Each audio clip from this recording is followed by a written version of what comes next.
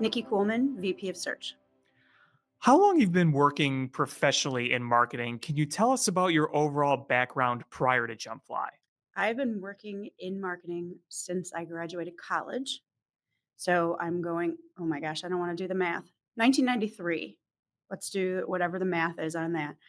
Um, I got very lucky. I graduated with an English degree. And if you don't want to teach, there's not a lot that you can do with that.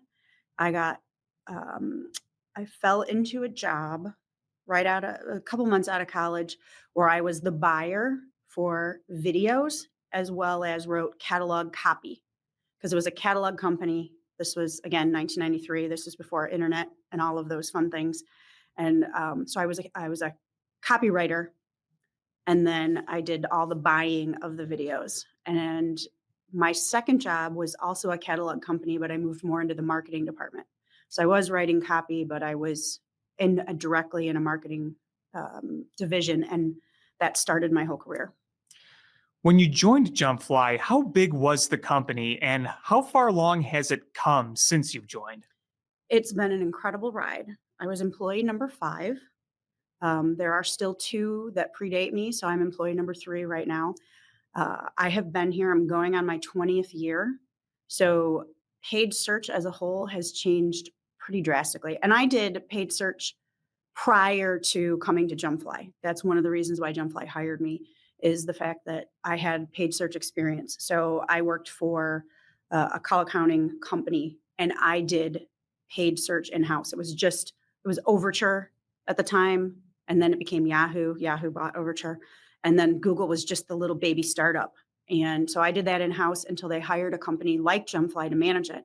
And I thought, how could they do a better job? I understand the product. Well, even back then, it was 2001, I would say. There was still some nuance to paid search, so I learned a lot from that company, and I also got to sit. I was the client as well. I was a manager of the account. Then I was the client, and then at JumpFly, I came here in 2005. I got laid off from that company where I was a call accountant, or I worked in the marketing department for this call accounting company. I got laid off. My husband and I thought, I'll stay home and we'll have another baby. And I had a home business at the time. And after about a year of that, I was like, I can't do this anymore. I love my kids, but I cannot define myself by staying home. And I remember coming in from a uh, like mommy and me library thing with a 3-year-old and a 2.5-month-old. And there was a message on the answering machine from one of the co-founders that said, I found your resume on Monster. You have paid search experience. We'd love to interview you. And that was my introduction to JumpFly. And I started part-time with them way back in 2005 with a 3-month-old and a 3-year-old. And I never looked back. So, what kind of projects were you working on when you first joined? Were you doing a lot of Yahoo or what were you working with? I was an account manager. I joined and went right into being an account manager.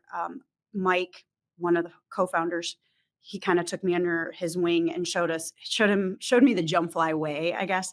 And so I was doing keyword research, and it was rather eye-opening. My very first client that I did keyword research for, I don't want to say exactly what it was, but it was way more eye-opening on what people search for on the internet than I had ever anticipated. So that was a surprise.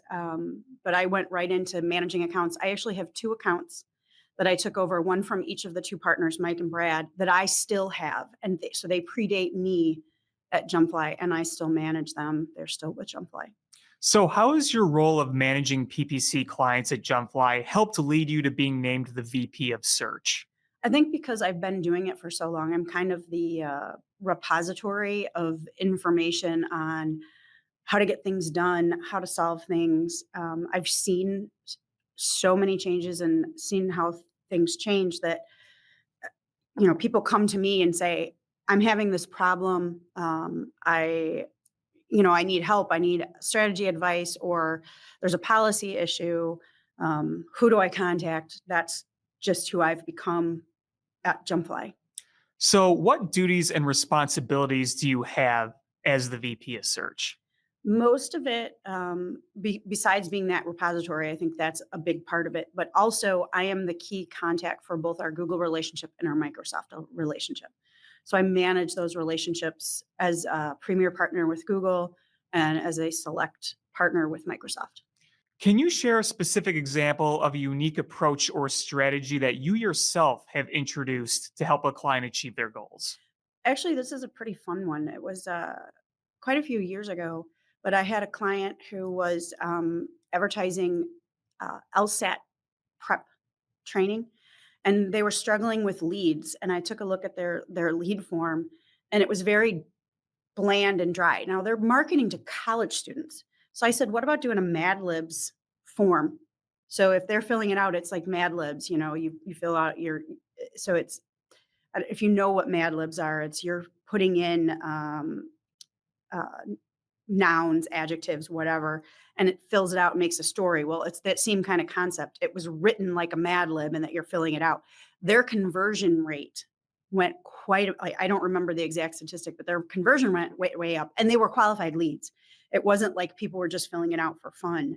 These were qualified leads, but it spoke to the audience. And I think that's a big part of what an account manager's job is to think about more, not just paid search, but the bigger picture is how can they help raise conversion rates? How can they see little things that can help, yeah, paid search, but help everything. Can you discuss your expertise in e commerce? What types of services and insight can you provide to e commerce clients? I E-commerce clients are my absolute favorite. I love the ability to spend this, get this. I love being able to increase the business of especially small to medium-sized clients. Um, I started the feed management division at JumpFly, and I think that I bring a lot of experience with how do you improve the data that's in somebody's feed in order to improve the results of a shopping campaign, whether it's in Google, whether it's in Microsoft. And that even bleeds over because the feeds that we do for feed management can also be used on the social platforms, can be used in Pinterest, it can be used on Meta. So being able to provide all of the platforms strong data is really important to actually getting good results out of e-commerce campaigns. What's something about Jumpfly's culture that stands out to you? I mean, I've been here almost 20 years. So obviously, it feels like a family. And there are dysfunctional families out there, but for the way this family works is we are very supportive of each other. We have a lot of different views, but we like each other. We do things outside of work together a lot. We've been to each other's weddings. I went to a wedding in Mexico for a coworker. It's just a very welcoming place. I know, as we get larger, it's harder to sustain that, but that is one of the things we try really hard is to maintain a culture where people hopefully feel heard and appreciated. So, why do you think clients choose Jumpfly, and what's kept you passionate about working here? I hope clients choose JumpFly because they can hear in all of the account management team how excited they are to work on accounts. And I think that's what's kept me involved, kept me excited. I love working with the clients and I love helping them achieve their results. Sometimes we get clients that come in and their results are unrealistic. We try to help set that, but for the most part, I like helping businesses because I know I'm making a difference in not just the business owners' lives, but hopefully their employees' lives. And we hear a lot how I guess how different we are from an approach to that, especially because we don't have turnover. So if you get an account manager, the only way you're probably going to lose that account manager is if you choose to move to a different account team. Otherwise, like I said, I have two clients that predate me at JumpFly. I have clients that I've had since, 2007, 2010, and we understand their business. We know their kids' names. We know what their seasonality is. And that I think really helps our clients as opposed to having this churn where they're constantly having to retrain a new account manager on what matters to them. So, obviously, communication is a huge part of what you do. What's your approach to keeping client and internal communication smooth and effective? We rely pretty heavily on email from a client communication standpoint, but we also for many clients, we have weekly meetings, we have biweekly meetings, we have monthly meetings. But between that time, we're trying to email and let people know, you know, this is what's going on, or this is what we see. Um, right now, we're working on a overall last 12-month audit. I'm working with one of our analysts, and then that'll translate into a QBR, so a quarterly business review, because we want to make sure clients understand. Um, even if we're not communicating, we are absolutely 100% keeping an eye on their accounts. I have some clients, they don't want to talk to me. I might talk to them once or twice a year because they trust JumpFly. They know we're always available on email. My team uses Calendly. I think a lot of the other account teams. So my clients know at any time they can jump on my calendar and have a conversation with me if they want to. Um, Internally, we rely pretty heavily on Google Chat. So my team is constantly chatting back and forth. If we're cross-managed with the social team or the SEO team, we're sharing information, or the Amazon team. Um, we also are in the office 3 days a week, and I think that really does help with communication, whether it's cross teams or internally in my own team. So, as the VP of Search, you talked about the relationship that you have with Google and Bing. Can you talk about the communication process with you and the reps from Google and Bing? With Google, we meet every other week with our Google rep. She is a strategic manager, I think is what her title is. So we meet every other week. We are constantly emailing back and forth on what's upcoming, what are we needing help on, things like that. And then Microsoft, we just got a new, that same counterpart on the Microsoft end, we just got a new person. And so we're speaking every other week now. And it's the same kind of thing. It's how can they, Google, Microsoft, support us as an agency, which then we turn around and support our clients. And I think that's the biggest part is we are constantly advocating for our clients to both of the platforms, because sometimes what they're looking for from our clients isn't in those clients' best interests. So we're constantly advocating with those teams on making sure we're keeping that balance. So, what's one thing about your day to day life in paid search that might surprise people who aren't even in the advertising world? I think it's how varied it is. None of my days tend to be the same. I'm on phone calls a lot with clients.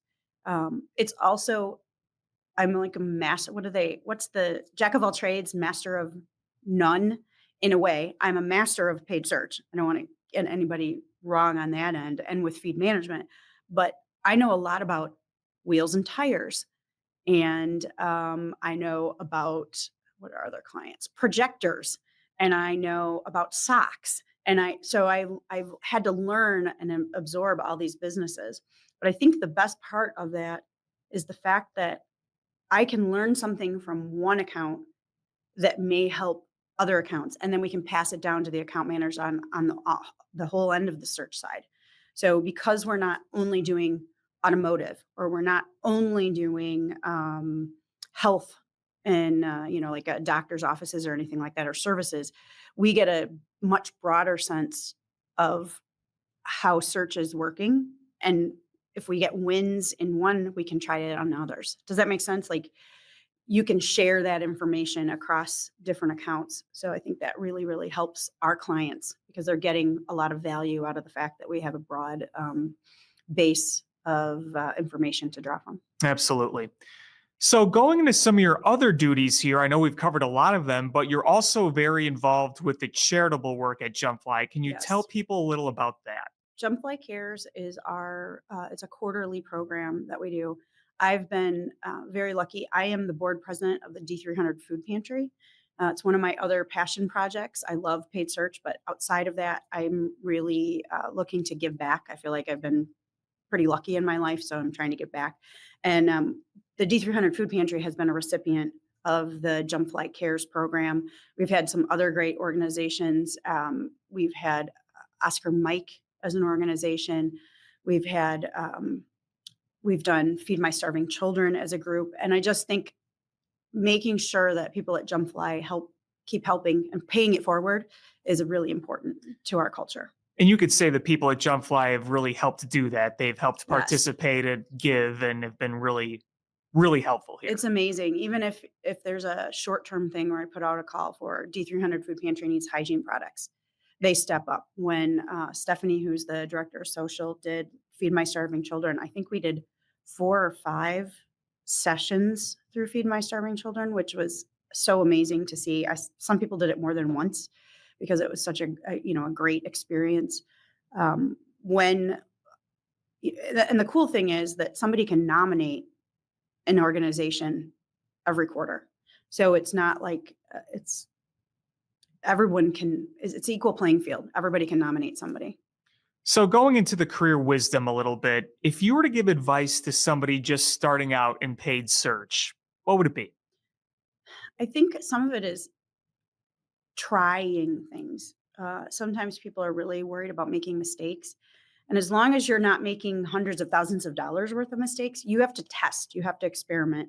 Reading, there's some really amazing paid search experts out there that there's the Paid Search Association, which doesn't just encompass Google and Microsoft. It's also Meta and the social platforms. It's free to join. Join that. They have a huge Slack channel where you can ask questions, you can get wisdom, you can learn from experts. Twitter is actually X, whatever you want to call it, is actually a pretty good source of information too. LinkedIn is another one. That's where a lot of paid search experts actually share articles that they write. So read a lot and test. Always, even if an expert says this is the way to do it, you still got to test it because it doesn't mean it's the way to do it for that particular company. Where do you see the future of PPC marketing going in terms of how platforms like Google and Bing function? And how do you plan to stay ahead in that? That is a really, really hard question right now because automation, AI is the buzzword and it's getting incorporated into everything. But there's quite a few lawsuits about transparency against some of and I'm not just singling out Google or Microsoft or whatever. There's a lot of technology around AI. Lawsuits around AI. Google in particular does have quite a few about transparency, about smart bidding, about how they manage search terms. So it will be very interesting how that battle between transparency and AI, what happens with that? Will it be a drawn out years and years down the road? But I think it's unfortunately at this moment, I'm not a fan overall of smart bidding for some of my clients. I think it just drives up CPCs, but it's where we have to live for the most part. So it's trying to figure out how you balance automation and artificial intelligence versus what are the needs and goals of the client. And that is, I think, the biggest struggle. And that's going to be the biggest change is making sure that we're always doing things that are for the best of the client and not for the best of the platform. So, are there any trends that you're particularly excited about? Is there anything that you think is going to really improve in the next year, 2 years? We'll see again how AI, things like ChatGPT go as they're built into the platforms. Is it going to make my life easier to write better ads that benefit my client? I don't want to just use AI, Copilot, whatever the name of the product is, to make it easier for me. It still needs to be better for the client. And I worry that if that is incorporated too much into the platforms, will other agencies in particular just go with what's easiest as opposed to what's best? And so that is a trend that I am interested to see. Maybe that'll be good for our clients because if we always still do what's best for the client versus what's the easiest for us as managers, maybe ours will outperform those other clients. So, people looking to get into paid search, can you discuss any other platforms advertisers could look to use when it comes to paid search? Obviously, there's all of the social, Meta and Instagram and Pinterest, but from a paid search standpoint, Taboola is actually a pretty interesting platform. It is native advertising, so it's meant to look like a more like a news story. It blends in with feeds. So if you're on Yahoo and you see article, and you might see an ad, but it looks like an article. So Taboola has actually been pretty good for my clients, and I have 6 clients that are currently on Taboola, and it's a good place to expand if you've really pushed the envelope on how much you can get on Google, how much you can get on Microsoft. Taboola is another place that you can expand to. Could you see Taboola becoming a bigger part of JumpFly in the future?